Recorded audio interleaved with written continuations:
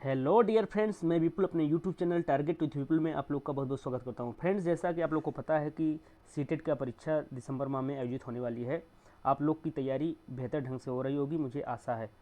तो फ्रेंड्स, मैं सीटेट में जो पेडागोजी और एनसीईआरटी जो पर्यावरण अध्ययन आता है, उसके लिए जो एनसीईआरटी का 15 प्लस नंबर, कितने 15 प्लस नंबर जो एनसीईआरटी के आते हैं, एनसीईआरटी की बुक से आता है, तो बुक आप लोग को पढ़ने की ज़रूरत नहीं है, बिल्कुल एवं फिक्र रहिए। हम आपको पूरी एनसीईआरटी का निचोड़, मतलब जितना हो सकता है हमसे पूरी एनसीईआरटी का निचोड़ लेकर आए हैं। आप लोग देख सकते हैं खूब अच्छे तरीके से। मैं हर चैप्टर से जो सवाल पूछा गया है, जो भविष्य में पूछे जाने वाला है, हर जगह से मैं लिया है। तो फ्रेंड्स, आप लोग पेडागोजी की ऐसी तैयारी कीजिए और एनसीईआरटी की बिल्कुल चिंता है। इस पीडीएफ में देख रहे हैं, आप देख रहे हैं हर चैप्टर वाइज दिया गया है। और केवल 3, 4 और 5 क्लास 3, 4 और 5 की केवल एनसीईआरटी हमको पढ़ना है, ज़्यादा नहीं। केवल 3, 4 और 5। कौन कौन सी?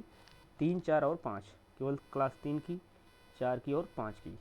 तो 3, 4, 5 की एनसीईआरटी की बुक्स का पूरा निचोड़ मैं लेकर आया हूँ आप लोग के सामने। तो चलिए वीडियो स्टार्ट करते हैं। वीडियो स्टार्ट करने से पहले प्लीज़ आप लोग से एक रिक्वेस्ट है कि इस वीडियो को अपने दोस्तों मित्रों के पास इतने ज़्यादा शेयर कीजिए और लाइक और हमें फॉलो कीजिए। चलिए वीडियो स्टार्ट करते हैं। तो जैसा कि आप ऊपर देख रहे हैं कि हेडिंग डली है पर्यावरण अध्ययन, मतलब एनसीईआरटी का, ये जो एनसीईआरटी का पर्यावरण अध्ययन है, यहाँ पर आप देख सकते हैं। तो पर्यावरण जो 15 प्लस नंबर एनसीईआरटी से आते हैं, हम उन्हें रिकवर कर रहे हैं। तो क्लास 3 की सबसे पहले 3 की बात करते हैं, उसके बाद 4, उसके बाद 5, बारी बारी से, ज़्यादा नहीं, 20-25 मिनट की वीडियो बनेगी। आप लोग 2 बार 3 बार इसे केवल सुन लीजिएगा, याद हो जाएगी आपको। चलिए वीडियो स्टार्ट करते हैं। तो सबसे पहले क्लास 3 का पार्ट 2 है। जो इम्पोर्टेंट होगा उसे मैं बताऊंगा, आप लोग को अच्छी तरह से नोट कर लेना, प्लीज़ नोट करना ज़रूर। जो पहला चैप्टर हमको नहीं पढ़ना, दूसरा चैप्टर से मैं स्टार्ट करता हूँ। दूसरा चैप्टर क्या कहता है? कह रहा है कि पौधों की परी। चैप्टर का क्या नाम है? पौधों की परी। तो इस चैप्टर को आपको नोट करना है। इसमें नोट क्या करना है? जो विष्णु चिंचालकर थे, कौन थे? जी हाँ, आपने सही सुना, विष्णु चिंचालकर साहब थे। ये मशहूर कलाकार थे। इंदौर के मशहूर कलाकार थे। सॉरी, इंदौर के कहाँ के? इंदौर के मशहूर कलाकार थे। इंदौर के मशहूर क्या थे? कलाकार थे। कौन? इंदौर कहाँ पर पड़ता है? एमपी में पड़ता है, मध्य प्रदेश। मध्य प्रदेश की राजधानी कहाँ है? यहाँ सब कुछ, हर चीज़ मिलेगा। मध्य प्रदेश की राजधानी क्या है? भोपाल है। यहाँ के मुख्यमंत्री कौन है? शिवराज सिंह चौहान। चलिए, तो ये क्या करते थे? इनकी खासियत क्या थी? चिंचालकर साहब की खासियत ये थी कि ये मध्य प्रदेश के इंदौर के निवासी थे और इन्होंने सूखी पत्तियों पर क्या करते थे? चित्र बनाते थे। जी हाँ, सूखी पत्तियों पर। कहाँ पर? सूखी पत्तियों पर चित्र बनाना इनका क्या था? काम था। तो इन विष्णु चिंचालकर साहब को आप नोट करेंगे। विष्णु चिंचालकर इम्पॉर्टेंट है। तो ये वाला पार्ट पौधों की परी से विष्णु चिंचालकर से केवल एक प्रश्न ही बनेगा। वो कौन से मशहूर कलाकार हैं जिन्होंने सूखी पत्तियों पर कलाकारी करते थे, चित्र बनाते थे? तो विष्णु चिंचालकर साहब थे। विष्णु चिंचालकर साहब थे जिन्होंने क्या किया? सूखी पत्तियों पर चित्र बनाया। चलिए, अगला अगला प्रश्न कैसे बनेगा? पार्ट नंबर 4, 2 के बाद 3 नहीं है, 3 में कुछ पूछा नहीं गया आज तक, तो इसलिए 3 नहीं लिया गया है। चौथा जो लिया गया है उससे आएगा प्रश्न, बनेगा, 100% बनेगा। हमारा पहला स्कूल। तो इसमें क्या कुछ सीखना नहीं है, इसको नोट नहीं करना है। इसमें क्या करना है? केवल हमको जानना है ये हमारा जो पहला स्कूल है, क्या कि हमारा परिवार, मतलब हमारा पहला स्कूल कौन सा है, ये जानना है हमारा पहला स्कूल कौन सा है। उसके बाद हमारा परिवार है, हम अपने परिवार से ही सबसे पहले सीखना। तो सबसे पहले जो कुछ हम सीखते हैं प्राइमरी में, सबसे पहले स्कूल से पहले हम कहाँ पर? अपने परिवार में। कहाँ पर? अपने परिवार में सब कुछ सीख कर ही जाते हैं, कुछ ना कुछ सीख कर जाते हैं। और जो प्रथम शिक्षिका होती है वो अपनी माँ होती है। सब ये प्रश्न पूछा गया है। जो पहली शिक्षिका होती है परिवार से पहले, जो माँ होती है वो प्रथम शिक्षिका होती है बच्चों की। तो अपने परिवार सबसे ज़्यादा करीब से जुड़े होते हैं। ये बहुत इंपॉर्टेंट नहीं है, तो मैं सोचा कि इसको बता दूं, कम से कम इतना जानकारी हो जाए। खाना अपना अपना खाना, ये पार्ट चैप्टर इंपॉर्टेंट है। मतलब खाना कहाँ के, क्या क्या खाना खाए जाते हैं, ये हमको ध्यान रखना है। तो पहली बात यह है कि खाना की बात करते हैं, हांगकांग के लोग क्या खाते हैं, तो सांप खाए जाते हैं। हांगकांग के इम्पॉर्टेंट क्वेश्चन है, पूछा गया भी ये, हांगकांग के लोग क्या खाते हैं, तो सांप खाते हैं। तो सांप कहाँ के लोग खाते हैं, हांगकांग के। अगला, सांप की एक डिश कहाँ बनती है, तो लिंग हुफेन, जो डिश बनाई जाती है सांप की उसे क्या क्या कहते हैं, लिंग हुफेन। इसको भी याद करना, इसको भी याद, लिंग हुफेन वाला भी याद करना है। यहाँ पर क्या होती है, सांप की एक डिश होती है। लिंग हुफेन क्या होता है, तो लिंग हुफेन सांप की एक डिश होती है। जम्मू कश्मीर में सरसों अधिक होती है, ये बात नोट करना। जम्मू कश्मीर में क्या होती है, सरसों अधिक होती है। कश्मीर के लोग, ये वाली लाइन, कश्मीर के लोग, यहाँ थोड़ा सा पतला करते हैं इरेजर से, यहाँ से हल्का सा पतला करके, और मैं इस कलर को लेता हूँ। जी हाँ, कश्मीर के लोग, यहाँ पर देख सकते हैं, कश्मीर के लोग सरसों अधिक होती है कश्मीर में। और कश्मीर के लोग से सरसों के तेल में पकी हुई तालाब की मछलियाँ खाते हैं।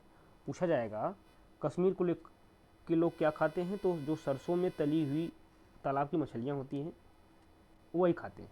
कश्मीर के लोग क्या करते हैं, तालाब की मछलियाँ हो और सरसों तेल में। पूछा जाएगा सरसों के तेल में तली हुई मछलियाँ कहाँ के लोग खाते हैं, तो कश्मीर जवाब होगा। कहाँ होगा, कश्मीर मेरा जवाब होगा, कश्मीर होगा।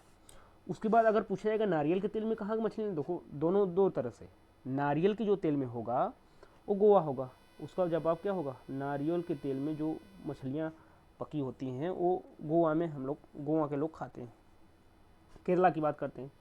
अब बात करते हैं केरल की। केरल में क्या होता है, इसको पढ़ेंगे। केरल में क्या होगा, इसको केरला को पढ़ेंगे, इसको नोट करिएगा। नारियल के पेड़ ज़्यादा होते हैं केरला में। टैपियोका, इसको, इस चीज़ को याद करना, ये टैपियोका जो है, इसको टैपियोका भी उगाया जाता है वहाँ पर। तो पूछा जाएगा टैपियोका कहाँ उगाया जाता है, टैपियोका कहाँ पर उगाया जाता है, तो केरला में उगाया जाता है। कहाँ पर, केरल में। केरल की राजधानी कहाँ है, त्रिवेंद्रपुरम। केरल में लोग उबले हुए टैपियोका का नारियल से बनी हुई किसी भी करी को खाते हैं, समझ गए। अहमदाबाद कहाँ है, गुजरात में लोग ठोकला, चटनी, नींबू, चावल और मिठाई खाना पसंद करते हैं। तो अहमदाबाद, गुजरात के लोग क्या क्या पसंद करते हैं खाने में, तो ढोकला कहाँ के लोग खाते हैं, तो कहोगे ढोकला, चटनी, नींबू वाली चावल और मिठाई कहाँ का लोग खाना पसंद करते हैं, तो कहाँ के लोग पसंद करते हैं, तो गुजरात, अहमदाबाद के। अगला चैप्टर बिन बोले बात, चैप्टर नंबर 7 है, पार्ट है। मूक नाटक है, ये नाटक उटक है, आप लोग ऐसे केवल एक बार देख लीजिएगा। एक ऐसा खेल जिसमें बिना खेले सभी को अपनी बात दूसरे तक पहुंचानी होती है, इसीलिए इसे मूक नाम दिया गया। मतलब इसमें बिना बोले, मूक का मतलब क्या होता है, नहीं बोलना, तो मूक बिना बोले दूसरे तक पहुंचाना है। जो लोग बोल और सुन नहीं सकते हैं, ऐसे लोग दूसरों को अपनी बातों को इशारों से समझाते हैं। सही बात है, दूसरों को होंठ देखकर समझने में कोशिश करते हैं। जो लोग बोल और सुन नहीं सकते हैं, जो दोनों नहीं कर सकते, उन्हें विशेषता के लोग कहते हैं। चलिए अगला जो चैप्टर है, पाठ नंबर 8 है, पंख फैलाए उड़ते जाए। ये इंपॉर्टेंट चैप्टर है, इसे नोट डाउन करिएगा, कॉपी कलम लीजिएगा और इसे नोट डाउन करिएगा। इसको, इस वाले को, सारी इसको मैं बंद कर देता हूँ, ये इस वाले पूरे को। इसमें से कोई ना कोई 100% छपेगा, याद रखना मित्रों। इसमें कोई ना कोई प्रश्न है जो 100%, एक प्रश्न तो इस चैप्टर से आएगा। पहला है कि चील चूहे खाती है, उसकी पूंछ खांचे वाली होती है। इसको याद करना, जो चील होती है वो क्या खाती है, चूहा खाती है, और उसकी जो पूंछ होती है वो खांचे वाली होती है। दर्जन चिड़िया अपनी चोंच से, एक चिड़िया होती है दर्जन, कौन सी, दर्जन। अच्छा, इसके नाम में छिपा है, दर्जी क्या करता है, सिलता है। तो पूछिए कौन सी ऐसी चिड़िया है जो अपनी चोंच से सुई की तरह इस्तेमाल करती है, पत्तियों क्या करती है, बुन करके, मतलब सिल करके घोंसला बनाती है। तो बुन करके या सिल करके घोंसला बनाती है, तो दर्जिन, उसके नाम में दर्जी टेलर का मतलब क्या होता है, दर्जी। तो दर्जिन चिड़िया क्या करती है, वो अपने पत्तों को सिलकर उसी में क्या करती है, घोंसला बनाती है। आप उसको देखिएगा। दूसरी और कठफोड़वा होती है, चिड़िया में आती है कठफोड़वा क्या करती है, अपने तना, जो तना होता है ना, स्टेम, तना में क्या करती है, घोंसला बना करके सारी उसी में छेद करती है और उसी को घोंसला बना करके उसी में रहती है। और एक बात और है जो अगली बार सीटेट में पूछा गया था, जब मैंने दिया था, तो इसमें एक मैना, एक उल्लू, एक मैना वाला प्रश्न और एक उल्लू वाला, मैं आप लोग को दोनों ये स्पष्ट कर देना चाह रहा हूँ कि ये जो उल्लू होता है ये भी अपने गर्दन पीछे घुमाता है और मैना भी अपनी गर्दन पीछे घुमाता है। लेकिन ये जो मैना होता है ना, ये मैना जो होती है ये झटके से घुमाती है। तो ये झटके से अगर घुमाने की बात की जाए तो ये मैना अपनी गर्दन क्या करती है, झटके से घुमाती है। और उल्लू जो भी क्या होता है, उल्लू भी अपना गर्दन जो होता है कहाँ, पीछे तक घुमा सकता है, लेकिन झटके से नहीं। अगर झटका लग जाए तो मैना, अगर झटका नहीं लगे तो उल्लू। इसको ध्यान में रखना।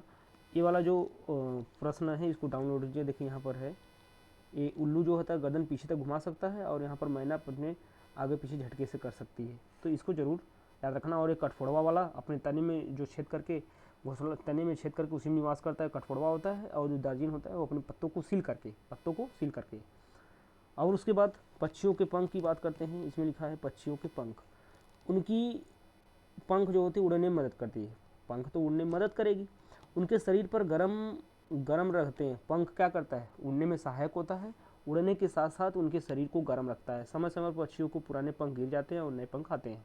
सब में होता है। वैसे मनुष्य में होता है, कुछ समय में चमड़े छोड़ने लगते हैं, नए आते हैं। इसी तरह से इनके पंख भी होते हैं, अपने से गिर जाते हैं और नए पंख आते हैं। पक्षी अपनी गर्दन बहुत अधिक घुमाते हैं क्योंकि उनकी आँखों की पुतली घूम नहीं सकती। गर्दन क्यों घुमाना पड़ता है, ये नोट करने वाली चीज़ है कि जो पक्षी होते हैं वो अपनी गर्दन नहीं घुमा पाते हैं। इसको देखो इम्पॉर्टेंट में करिएगा, नहीं घुमा पाते। क्यों? क्योंकि उनकी जो पुतली होती है, क्या पुतली, सॉरी, उनकी जो पुतली होती है वो पुतली को नहीं घुमा सकते, इस कारण गर्दन घुमाना पड़ता है। छू कर देखें, चलिए छू कर देखते हैं। इसमें छू कर देखना क्या है, छू कर देखने का मतलब आप लोग समझ रहे हैं, इसको छूना नहीं, केवल छू कर के देखना है, ठीक है। तो जो लोग नहीं देख सकते हैं उनको पढ़ने के लिए एक खास तरीका का प्रयोग किया गया।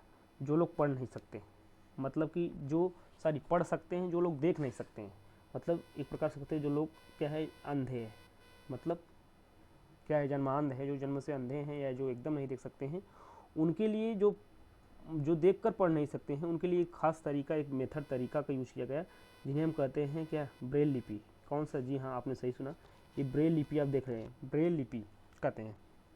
तो ये लुईस ब्रेल थे जो फ्रांस के निवासी थे। कहाँ के? फ्रांस के।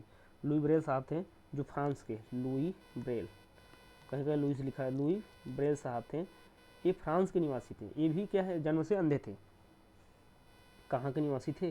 फ्रांस के रहने वाले थे। इन्होंने एक तरीका बताया। इस लिपि को मोटे कागज़, क्या मोटे कागज़, यहाँ पर देख सकते हैं, मोटे कागज़ को उभरा हुआ का मतलब जैसे अंधे हैं तो उसको उभरा हुआ, दबा हुआ, उभरा हुआ, कुछ उभरे हुए बिंदु बने होते हैं, इस तरह से 6 बिंदु उभरे हुए बने होते हैं, ठीक है। ये 6 बिंदु हैं, 6 उभरे हुए बिंदु बने होते हैं। तो उस तरीके से जो 6 बिंदुओं पर आधारित था वो जो लुईस ब्रेल साहब ने दिए थे, फ्रांस के थे। तो उससे जो अंधे व्यक्ति थे, जो अंधे बालक हैं, वो क्या करते हैं, उसे छू करके देख सकते हैं, मतलब छू करके अनुभव कर सकते हैं, मतलब देख सकते हैं। अब उसके बाद आजकल अगला क्या है कि आजकल हमें नए परिवर्तन में जिसने पढ़ना लिखना आसान हो गया है, कंप्यूटर भी लिखी जा सकती है, कंप्यूटर के द्वारा भी कर सकता है। आओ अगला प्रश्न चलते हैं। अगला है 15वां, 13, 14 नहीं, 15वां पाठ है। आओ बर्तन बनाएं। ये भी इम्पोर्टेंट है, जो पॉइंट इम्पोर्टेंट है उसे मैं बता दे रहा हूँ, उसको नोट करना ज़रूर, आप नोट करना। और फ्रेंड्स, आप लोग से रिक्वेस्ट है कि इस चैनल को जो आप देख रहे हैं, टारगेट विथ विपुल, ये जो मेरा चैनल है टारगेट विथ विपुल, इसको आप लाइक करिएगा, प्यार दुलार सब दीजिएगा और ज़्यादा से ज़्यादा बच्चों में शेयर कीजिएगा, आप लोग से रिक्वेस्ट है। चलिए फ्रेंड्स, तो आओ बर्तन बनाएं। चलिए बर्तन बनाते हैं हम लोग, आइए हम लोग बर्तन बनाते हैं। यहाँ से स्टार्ट करते हैं। बहुत पहले साल का समय था जब हम लोगों के पास बर्तन ही नहीं थे। बहुत पहले नहीं थे, पर लोगों को खाने पीने की चीज़ों को पकाने के लिए और सामान रखने के लिए बर्तन की ज़रूरत पड़ने लगी। तो आपने बिल्कुल सही सुना। बहुत पहले हम क्या करते थे, हमारे पास बर्तन नहीं था, तो धीरे धीरे बर्तन का यूज होने लगा। तो हम क्या करने के, जैसे सामान रखने के लिए बर्तन का यूज होने लगा, तो हमें बर्तन चाहिए तो करने का, तो हम लोग क्या करते हैं, कोशिश करने लगे। बहुत कोशिश करने और दिमाग लगाने के बाद, ये वाली लाइन पढ़िए, के बाद लोग बर्तन बनाना सीख गए। बहुत कोशिशों के बाद सब लोग क्या करें, बर्तन बनाना सीख गए। शुरू में बनाए गए बर्तन पत्थर और मिट्टी के थे। पहले क्या, मिट्टी के जो हाड़ी उड़ी होती है, गगरी होती है, सब जगह अलग अलग भाषा बोली जाती है। तो मिट्टी के बर्तन पहले क्या होते थे, मिट्टी के बर्तन बनाए जाते थे, पहले मिट्टियों के बर्तन बनाए जाते थे। पहले मिट्टी के बर्तन बनाए जाते हैं, उसके बाद पत्थर के, मिट्टी पत्थर इसके सबके बर्तन बनाए जाते हैं। ज़्यादा मोट हो गया तो थोड़ा सा हम पतला करते हैं। हाँ, उसके बाद क्या होगा, और हम पत्थर के बर्तन हाथों से खोद कर के खुरदुरा जो होता है और मिट्टी के बर्तन गूंथ करके हाथों से बनाए जाते थे। लोगों ने यह खोज लिया कि मिट्टी के बर्तनों को मजबूत बनाने के लिए उन्हें आग में पकाना चाहिए। मतलब कि अब इतना भी जान गए कि जब हम मिट्टी के बर्तन बना रहे हैं तो अब इन्हें पकाना भी है, मतलब मजबूती के लिए इन्हें पकाना भी ये ज़रूरी है। तो हम क्या कर रहे थे, आग का यूज़ धीरे धीरे करने लगे।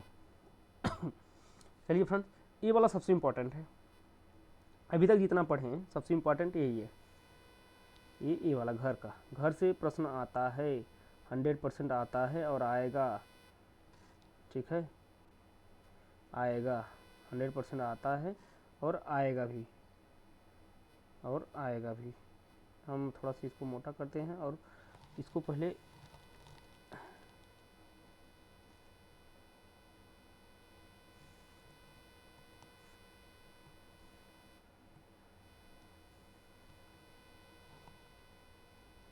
घर वाला।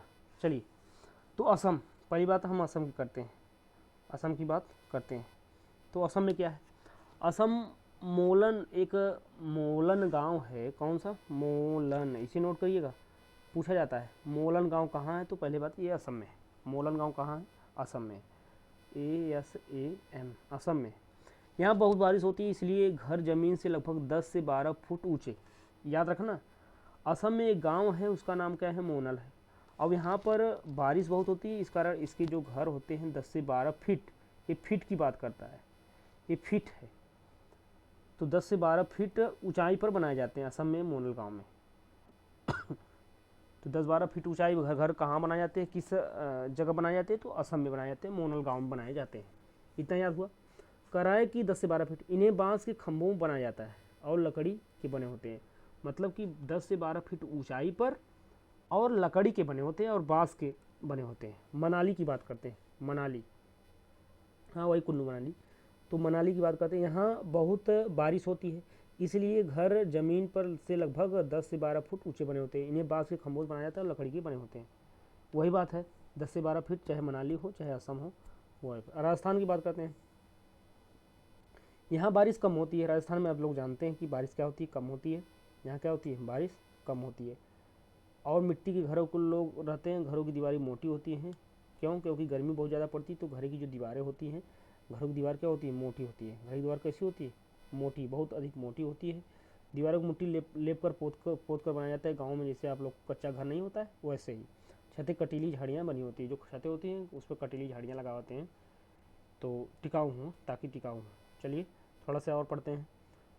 अब उसके बाद आज क्लास 3 की तो समाप्ति कर देंगे। तो उसके बाद डल झील कहाँ पर है? सबसे बात कश्मीर में है। डल, जो GS GK वाले छात्र होंगे वो जानते होंगे डल झील कहाँ पर है? कश्मीर में, जम्मू कश्मीर में डल झील कहाँ पर है? कश्मीर में। तो डल झील, यहाँ पर लोग हाउस बोट में रहते हैं। कह रहा है कि डल झील, यहाँ वाला ये वाला पढ़ेंगे। डल झील कश्मीर में है, यहाँ लोग हाउस बोट में रहते हैं। शिकारा, ये शिकारा नोट करना, ये खुली नाव है जो चप्पू से चलाई जाती है। किससे? चप्पू से चलाई जाती है। अब उसके बाद आगे नोट करिएगा, कश्मीर में चाय को कहवा कहा जाता है। ये जरूर याद करना भाई साहब, ये जरूर। कश्मीर में चाय को क्या कहते हैं? चाय को कहवा, याद रखना, चाय को कहवा कहते हैं। क्या कहते हैं? कहवा कहते हैं। उसके बाद इसे इलायची और बादाम डालकर बनाया जाता है। जब बनाया जाता है तो इसमें इलायची और क्या, बादाम डालकर बनाया जाता है। चार चिनारी झील कश्मीर के नीले पहाड़ों से घिरी होती है। जो चार चिनारी झील होती है कश्मीर के नीले पहाड़ों से घिरी होती है। एक लास्ट चैप्टर है कक्षा 3 का, क्लास 3 का एक लास्ट चैप्टर है, बूंद बूंद से। ये कहते हैं बूंद बूंद से घड़ा भरता है। तो चलिए हम बूंद बूंद से चैप्टर को पढ़ते हैं। ये बूंद बूंद वाला जो चैप्टर है कुछ इंपॉर्टेंट है, तो एक एक लाइन नोट करिएगा जरूर। ये टांका क्या होता है? राजस्थान के बज्जू गांव, कौन सा गांव?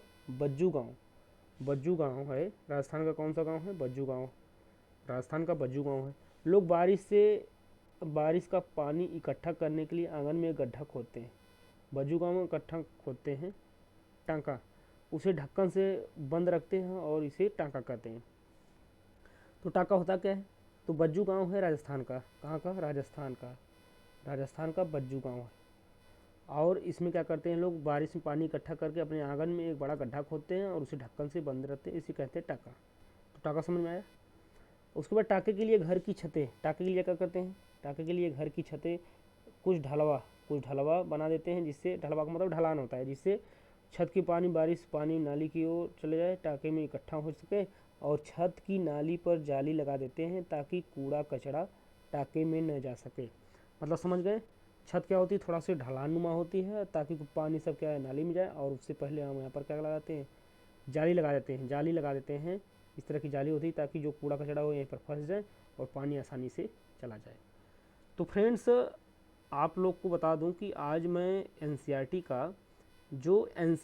का पर्यावरण होता है, क्लास 3, 4, 5 का जो सिलेबस में है, एनसीईआरटी का जो सिलेबस है, जो क्लास 3, 4 और 5 का जो आता है, जो सिलेबस में है, मैं उसको आज क्लास 3 की पूरा करवा दी हूँ।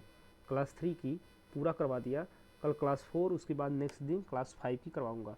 तो आप लोग से रिक्वेस्ट है कि इस मेरी वीडियो को अगर आप लोग को अच्छी लगी हो तो प्लीज़ आप लोग इसे लाइक करिए, सब्सक्राइब करिए और अपने मित्रों से इसे फॉलो करवाइए। तो चलिए फ्रेंड्स, आप लोग का बहुत बहुत धन्यवाद।